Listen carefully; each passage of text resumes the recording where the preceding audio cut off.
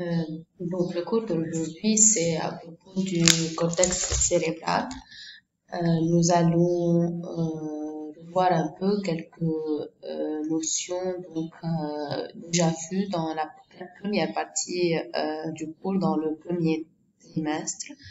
Et je vais vous les faire passer donc par des slides et afin que vous puissiez donc revoir un peu quelques notions importantes pour pouvoir donc me suivre dans le cours.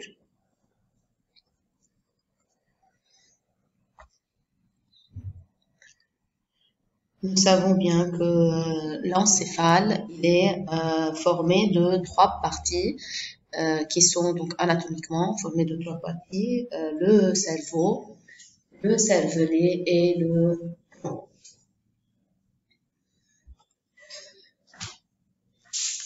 Ici, le cerveau, lui, il est formé de deux hémisphères. Bien sûr, ici, on ne voit qu'un seul hémisphère. Il est formé donc de deux hémisphères qui sont séparés par la scissure interhémisphérique, donc entre les deux hémisphères. Et au niveau de chaque hémisphère, on a une couche de substance grise qui est périphérique, qui est mince, qu'on appelle le cortex. Donc voilà, et vous voyez que donc ce cortex, cette couche de substance grise périphérique mince, elle n'est pas lisse, elle est plissée et elle est parcourue par des scissures. On va donc délimiter les scissures qui sont spécifiques un peu et principalement donc la scissure donc de Rolando qui va venir donc séparer le lobe va donc séparer le cortex en lobe frontal et en lobe pariétal. Et puis, vous avez la scissure horizontale de Sylvius qui sépare le lobe temporal des autres lobes. Et vous avez la scissure perpendiculaire ou pariéto-occipitale qui va venir séparer séparer le lobe pariétal du lobe occipital. Bien sûr, si on plonge au niveau de la scissure de Sylvius, vous allez voir un cinquième lobe fonctionnel qu'on appelle le lobe insulaire. Et l'insula, regardez ici, bien, je vais donc un peu faire un rappel, bien sûr. Vous voyez comment l'insula, c'est comme une circonvolution qui a été inversée parce qu'elle est un peu donc en profondeur par rapport au cortex, mais quand même, elle ne fait pas partie des noyaux glycentraux en très profond du cerveau. Bien sûr, le cortex qui est de la substance grise, il est principalement formé de corps cellulaires et des axones qui sont amyélinisés et la substance grise est principalement pour l'intégration, alors que la substance blanche qui est à l'intérieur, elle est formée de myéline, d'axones myélinisés et elle va jouer un rôle dans la connexion. Et nous savions déjà que au niveau de la scissure centrale de Rolando, nous pouvons délimiter deux espaces importants, une qui se trouve au niveau du lobe frontal et une autre qui se trouve au niveau du lobe pariétal. Ces deux structures, de part et d'autre de la scissure centrale, je vais les nommer le gyrus précentral, le gyrus post-central, ou la circonvolution frontale ascendante et la circonvolution pariétale ascendante. Est-ce que vous saviez déjà avant donc de débuter ce cours? Bon, et ici uniquement pour vous dire qu'il y a un anatomiste allemand qui s'appelait Brodmann qui a commencé à cartographier le cortex et le délimiter en espaces. Et il a donc il a numéroté ces espaces de 1 jusqu'à 52. Il a fait ceci pour donc dans un but histologique, donc pour délimiter le type de cellules. Mais plus tard, les physiologistes et les neurologues ont décidé d'utiliser cette carte et ces espaces numérotés afin d'identifier la fonction des régions spécifiques. Ils ont commencé à stimuler toutes ces régions progressivement et ils ont regardé la fonction spécifique à chaque région. Lorsqu'on va donc parler de fonction pour le cerveau, il faut tout simplement savoir qu'on va donc parler d'air ou ce que je vais appeler avec le temps l'air de Brodmann. Donc lorsqu'on parle d'air de Brodmann, par exemple, on va dire l'air de Brodmann 5, l'air de Brodmann 4, l'air de Brodmann 6. C'est qu'on veut refléter la fonction de ces zones. Par exemple, ce qu'on va faire maintenant dans ce cours, on va dire par exemple le lobe frontal, il est formé de plusieurs aires, notamment l'aire de Brodmann 4, l'aire de Brodmann 6, et au fur et à mesure, afin de pouvoir détailler le rôle de chaque structure au niveau du cortex. Bien sûr, nous avions déjà eu une certaine information, le minimum à propos des fonctions des lobes. Nous avions déjà dit que le lobe frontal, par exemple, intervient dans la préparation et la réalisation de la motricité. Il joue aussi un rôle dans l'intelligence et le comportement. Nous savions que le lobe pariétal, lui, il est principalement pour la somesthésie et donc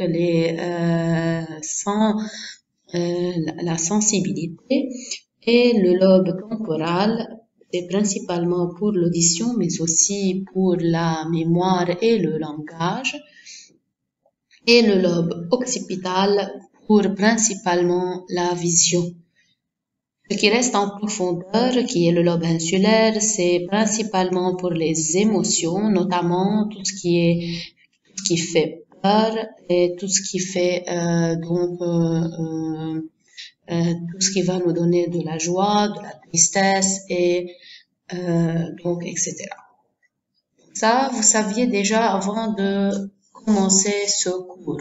Mais maintenant, on va un peu détailler les différentes parties de chaque lobe. Et aussi avant, nous savions donc que les deux hémisphères sont très identiques et que chaque hémisphère, il va contrôler l'hémicorps contralatéral.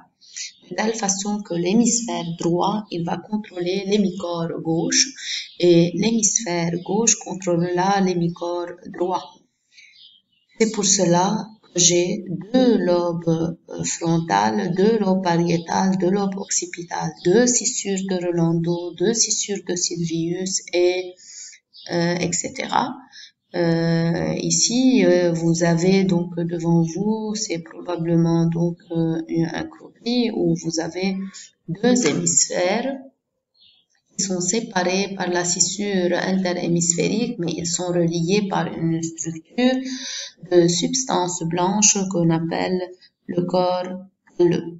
C'est vrai que ces deux hémisphères sont très proches et ils sont presque identiques, mais en réalité, on a pu déterminer que certaines fonctions cognitives sont entièrement ou par préférence traitées par un des deux hémisphères, Qu'est-ce que j'appelle la notion de dominance? Qu'est-ce que cela veut dire? Eh ben, il y a des fonctions cognitives, notamment, par exemple, le langage et le calcul, qui sont deux fonctions qui seront traitées majoritairement par l'hémisphère gauche. Ceci veut dire que si un patient va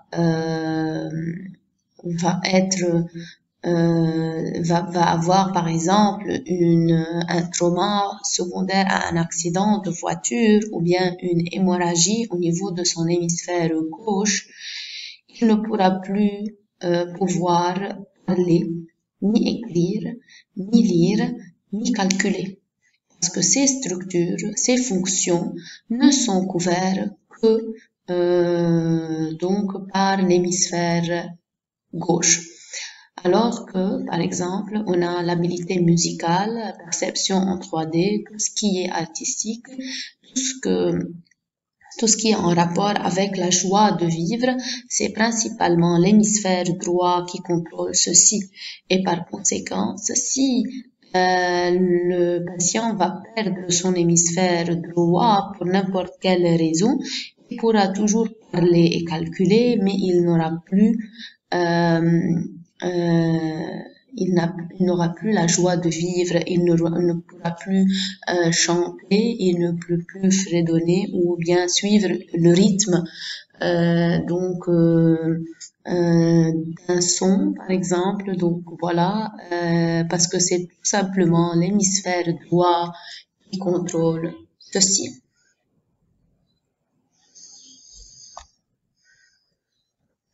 On va commencer la première partie par détailler un peu les aires qui sont liées principalement à la motricité pour secondairement détailler les aires qui sont liées à la sensibilité.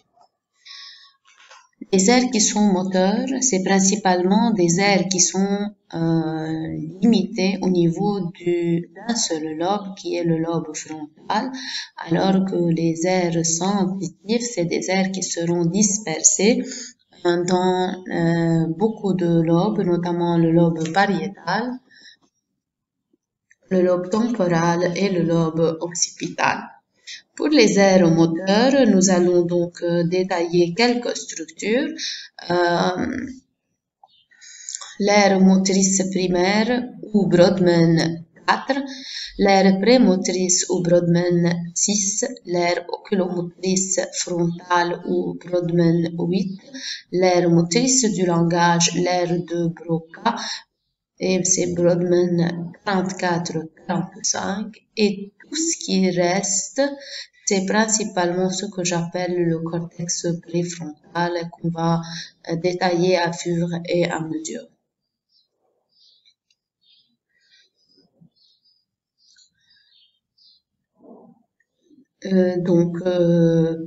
Première structure à détailler, c'est le cortex moteur primaire, ce que j'appelle l'aire motrice primaire ou Brodmann 4.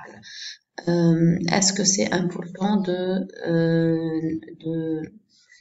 d'étudier la nomenclature de Brodmann, donc les numéros? Eh ben oui, c'est demandé. Et aussi, il faut savoir que pour le langage, ce n'est pas une seule structure qui va couvrir le langage. Le langage, lui, il est dispersé dans plusieurs zones. Il y a une aire qui est motrice, il y a une aire qui est temporale et il y a une aire qui est pariétale. Donc le langage, c'est pas une seule structure, il y a plusieurs structures pour le langage, mais quand même, nous avons dit que le langage, il prédomine dans l'hémisphère gauche. Par conséquent, c'est vrai qu'il y a plusieurs structures, mais toutes ces structures, ils appartiennent à l'hémisphère gauche et non à l'hémisphère droit. Mais ça veut dire, par exemple, l'aire de Broca qui est spécifique pour le langage. On va pas avoir une aire Broca à droite, donc dans l'hémisphère droit, mais on va uniquement l'avoir dans l'hémisphère gauche. Mais Pour toutes les autres zones, puisqu'on a deux lobes frontales, deux lobes pariétales, deux lobes temporales, etc. Et ben, pour l'aire motrice primaire, on a une aire motrice primaire gauche et une aire motrice primaire droite. Pour l'aire prémotrice, on a une aire prémotrice à droite et une aire prémotrice à gauche. Mais pour l'aire de Broca, on n'a qu'une seule zone qui est au niveau de l'hémisphère gauche.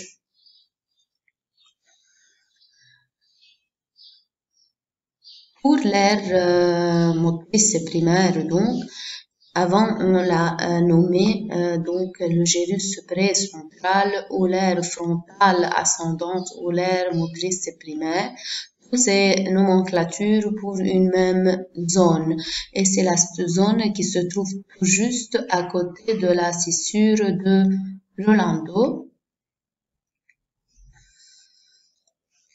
Et elle appartient bien sûr au lobe frontal.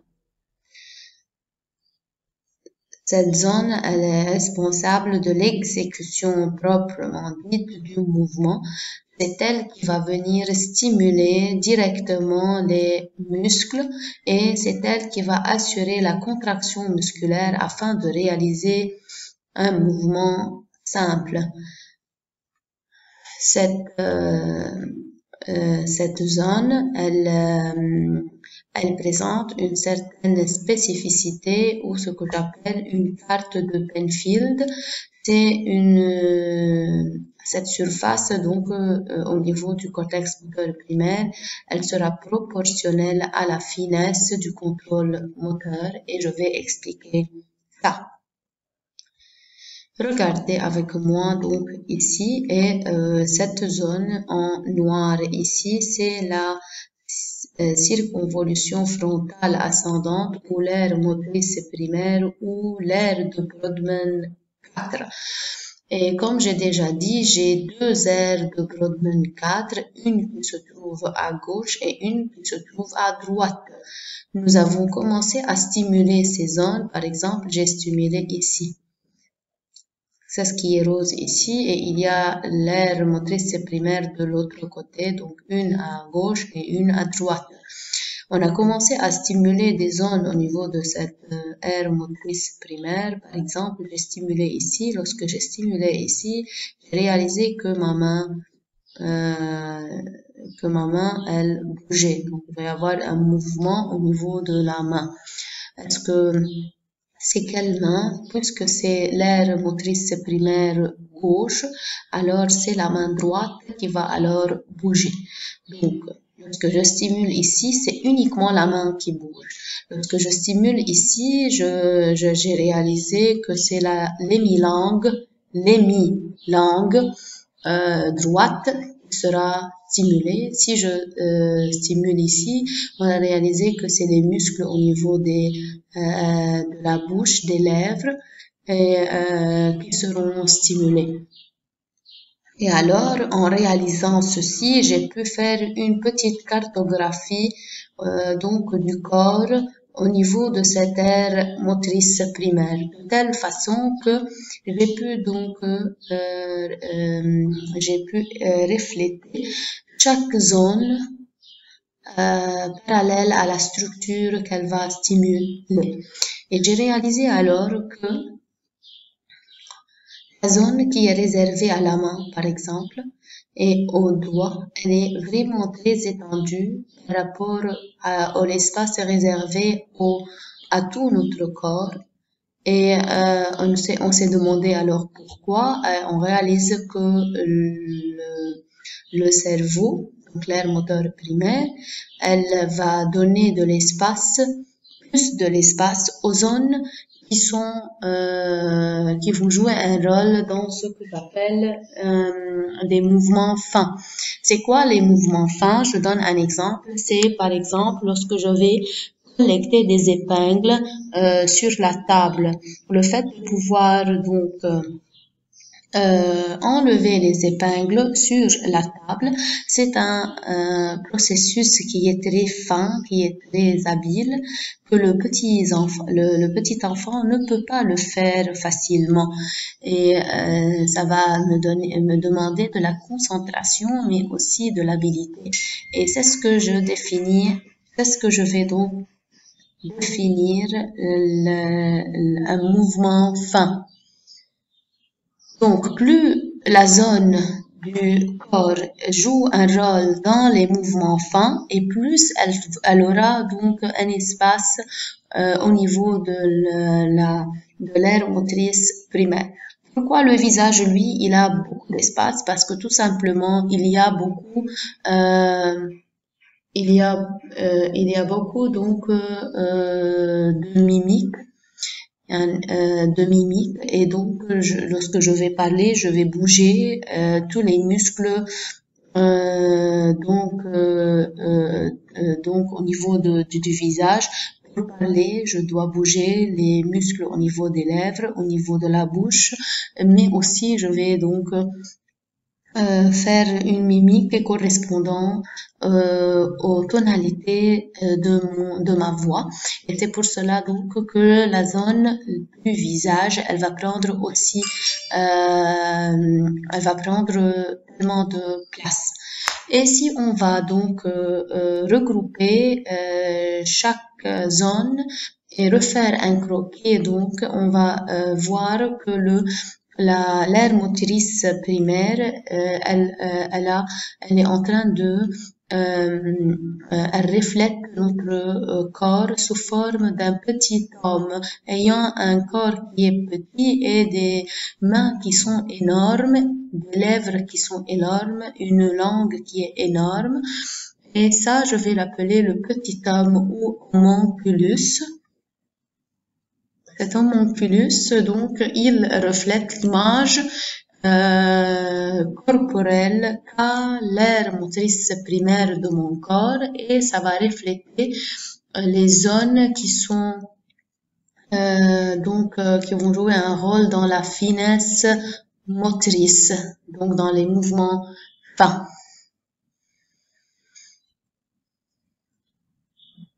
Donc, la carte de Penfield, c'est la carte du corps au niveau de l'aire moteur primaire et elle est proportionnelle à la finesse du mouvement.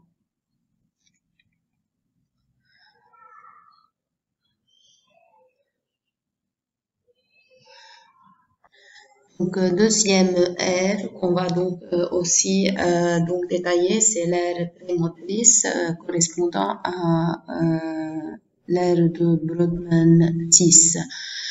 Cette aire, elle se trouve donc tout juste en avant de l'aire motrice primaire et elle va jouer principalement un rôle dans la programmation et la planification et la coordination des mouvements. Je donne un exemple. Par exemple, si je veux fermer ma main, et le fait de fermer la main et donc de fléchir tous mes doigts, c'est le fait de fléchir le pouce, l'index, le majeur, l'annulaire et l'auriculaire. Alors, pour pouvoir exécuter ce mouvement qui est un peu un mouvement complexe et qui va nécessiter la stimulation de plusieurs articulations, l'aire prémotrice, elle va venir et elle va envoyer des stimulations vers le pouce, l'index, le majeur, l'annulaire, l'auriculaire au niveau de l'aire motrice primaire afin que cette dernière envoie des stimulations donc correspondent à tous ces muscles qui jouent un rôle dans la flexion des doigts et c'est l'aire motrice primaire qui va exécuter le mouvement, mais c'est l'aire prémotrice qui va venir programmer donc quels sont les muscles à stimuler. Bien sûr, j'ai l'aire prémotrice à droite et l'aire prémotrice à gauche. Donc, elle va envoyer des influx à l'aire motrice primaire qui, elle, envoie ces influx aux muscles concernés.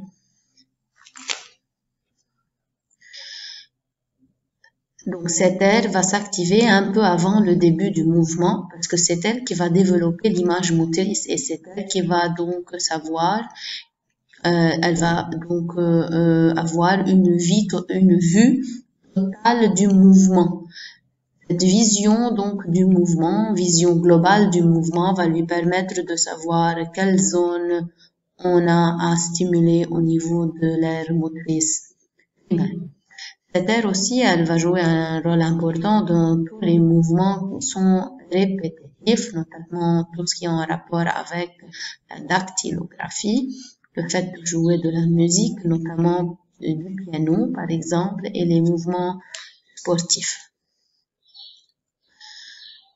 Donc, on a déjà vu l'aire motrice primaire, l'aire prémotrice, et maintenant, on va détailler l'aire oculomotrice frontale. Cette aire, elle est située sous l'aire prémotrice et elle va contrôler le mouvement des bulbes oculaires. Nous savons que pour pouvoir faire bouger le bulbe oculaire, nous avons besoin de 3 nerfs, principalement le nerf 3, le nerf 6 et le nerf 4. Le nerf 6, c'est lui qui va permettre au bulbe oculaire de pouvoir donc se diriger ou regarder vers l'extérieur. Le 6 donc et le 3 c'est lui qui va permettre au bulbe oculaire ou globe oculaire de se diriger vers le haut, vers le bas ou vers l'intérieur. Et le nerf 4 c'est lui le nerf de la lecture, il va permettre que le bulbe oculaire se dirige vers l'intérieur et vers l'inférieur. Donc c'est le fait de pouvoir regarder le bout du nez ou c'est le nerf de la lecture, ça c'est le nerf 4. Mais ce qui est intéressant ici, c'est que on ne peut jamais regarder en même temps à droite et à gauche. Je dois soit regarder à droite, soit regarder à gauche. Donc, je dois regarder dans une seule direction, ce qui va obliger le nerf 3 et le nerf 6 à corréler ensemble. Parce que si je vais regarder vers la droite, ce serait le nerf 6 droit qui va être stimulé et le nerf 3 gauche qui va suivre le mouvement. Donc, le fait que le 3 et le nerf 6 se corrèlent ensemble, c'est grâce à cette aire que j'appelle l'aire oculomotrice et elle va permettre la direction du regard du côté contralatéral, du côté opposé. Donc, l'aire oculomotrice droite va permettre de diriger le regard du côté gauche. Donc, l'oculomotrice droite, le regard à gauche.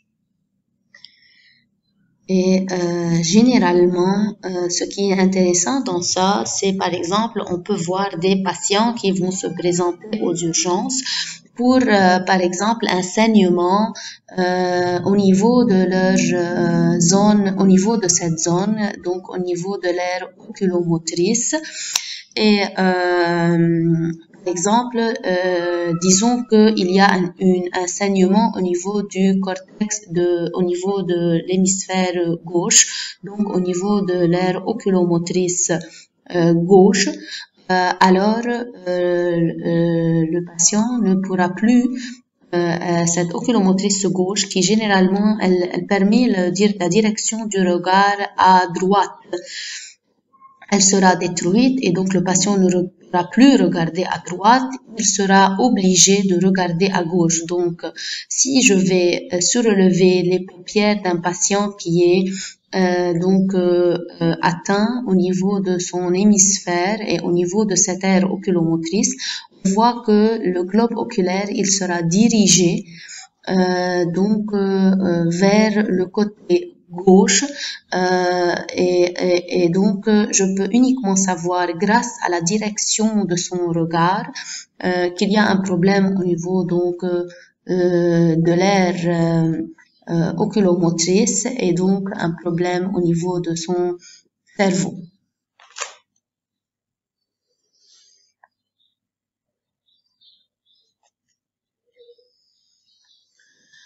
Ensuite, il y a l'aire motrice donc du langage, et j'ai déjà dit que le langage il prédomine, et que le langage il prédomine dans l'hémisphère gauche, et que le langage il n'y a pas une seule aire, il y a plusieurs aires, une qui est au niveau du lobe frontal, une autre au niveau du lobe pariétal et une troisième au niveau du lobe temporal.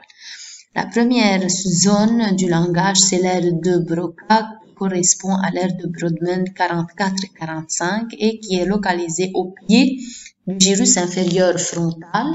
Donc regardez, c'est cette zone qui est ici en jaune. Et elle va jouer un rôle dans la production du langage.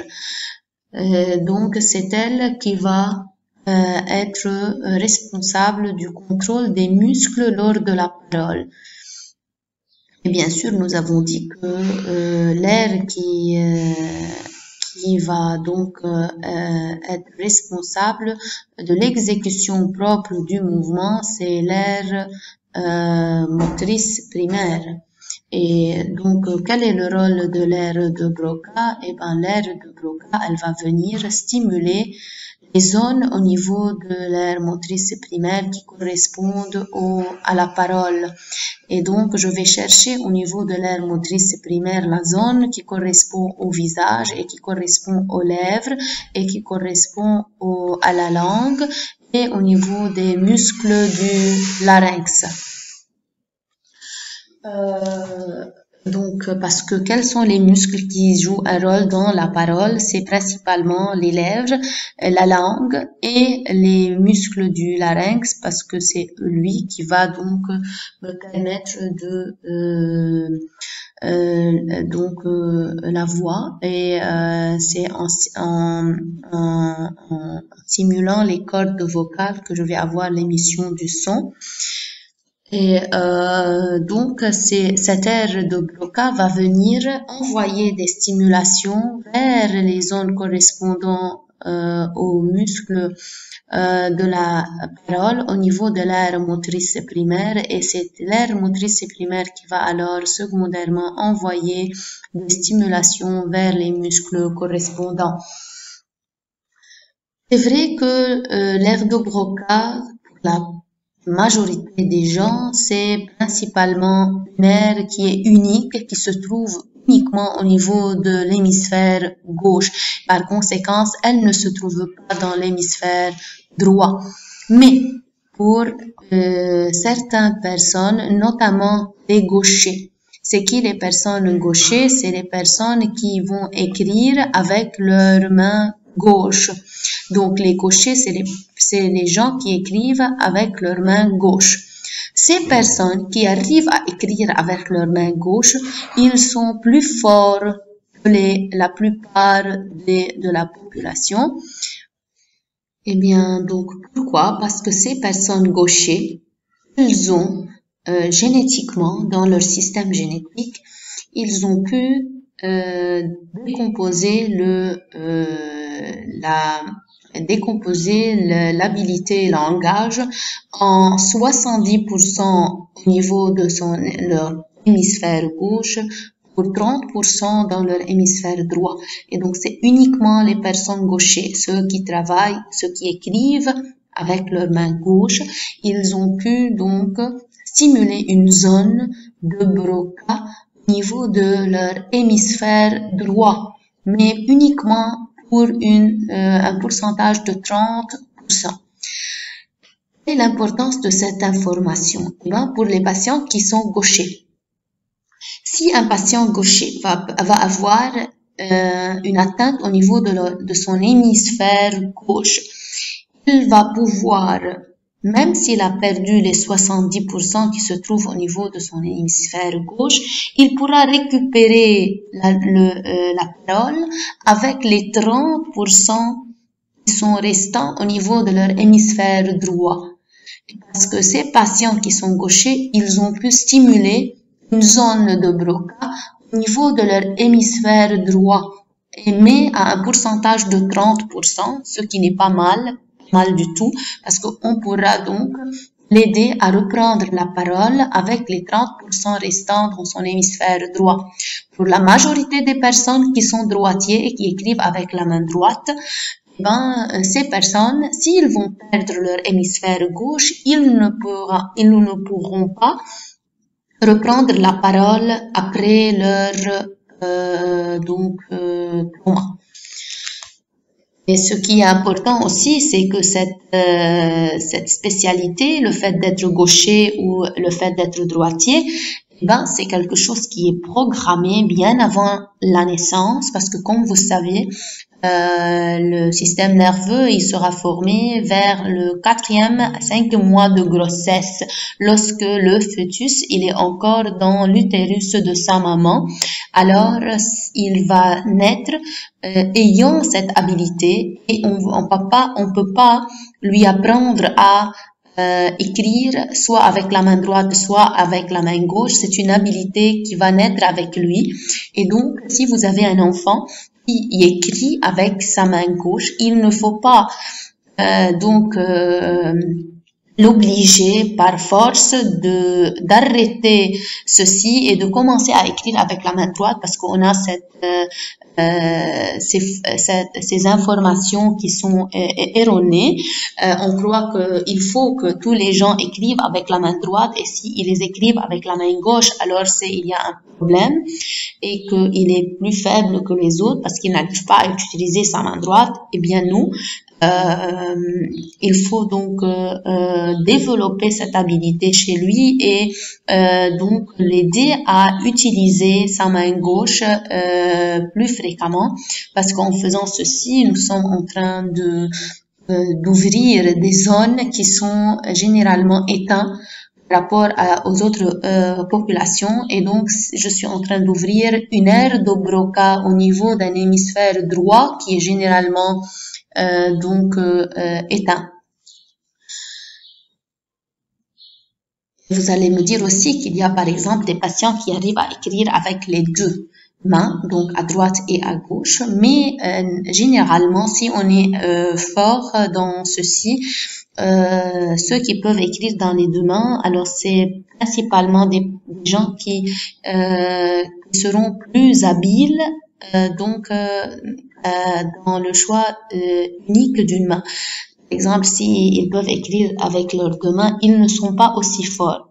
Ce que je veux dire, celui qui va écrire avec les deux mains, il n'est jamais 50% avec sa main droite et 50% avec sa main gauche. Il est soit 70. Donc, il y a une main qui prédomine. Il y a toujours une main qui prédomine. On n'est jamais quitte avec les deux mains. Donc, s'il peut écrire avec les deux mains, je dois chercher quelle est sa main qui prédomine. Si elle prédomine au niveau de sa main droite, alors il est droitier. Parce que parfois, au fur et à mesure de perfectionner ou de stimuler, je peux par l'habitude pouvoir donc utiliser les deux mains. Oui, il y a une population jusqu'à 20% des patients qui peuvent écrire avec les deux, mais c'est je vous dis, c'est des patients qui ont une main qui prédomine, et c'est la prédominance de ces mains qui vont déterminer l'ouverture des zones qui sont éteintes dans le cerveau.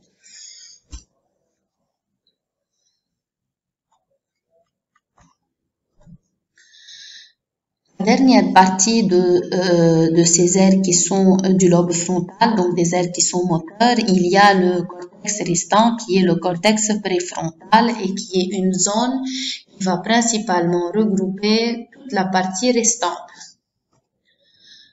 Principalement le cortex préfrontal, il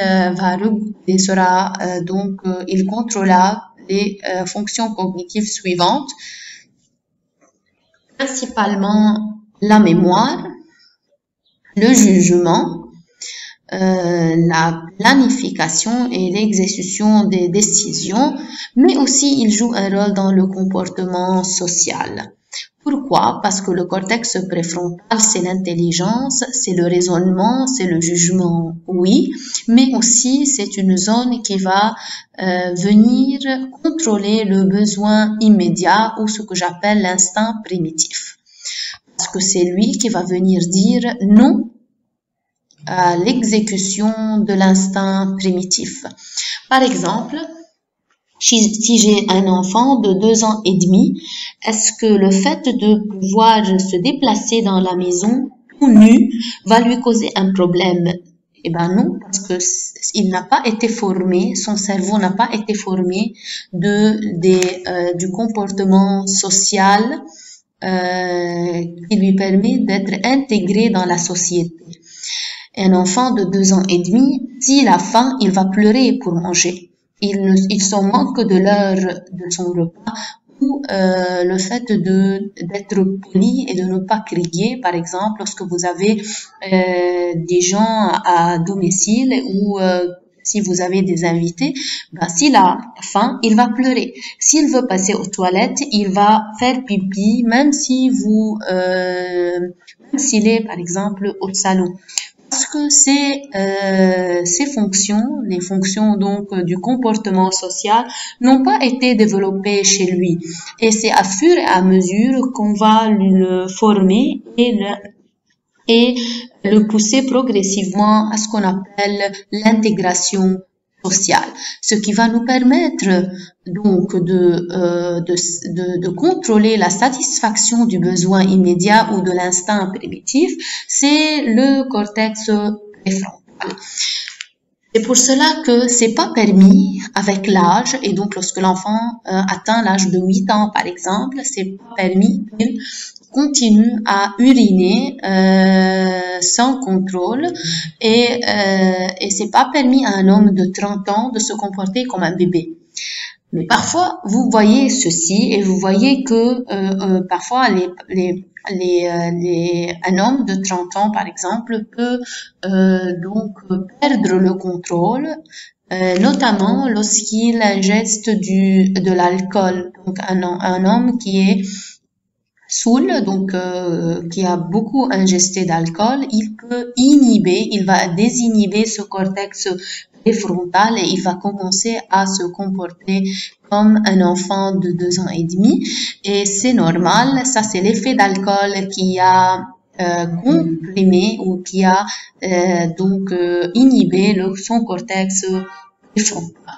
Parfois aussi, on peut voir ce comportement apparaître, des comportements inadaptés. Par exemple, un homme, un vieillard de 80 ans qui commence par exemple à jeter des gros mots, et il commence à se déplacer tout nu dans la rue. On va dire qu'est-ce qui se passe avec ce vieillard? Est-ce qu'il a perdu la tête? Donc il y a un trouble psychiatrique. Oui, ça peut causer un problème psychiatrique et c'est généralement un dérèglement au niveau du cortex préfrontal.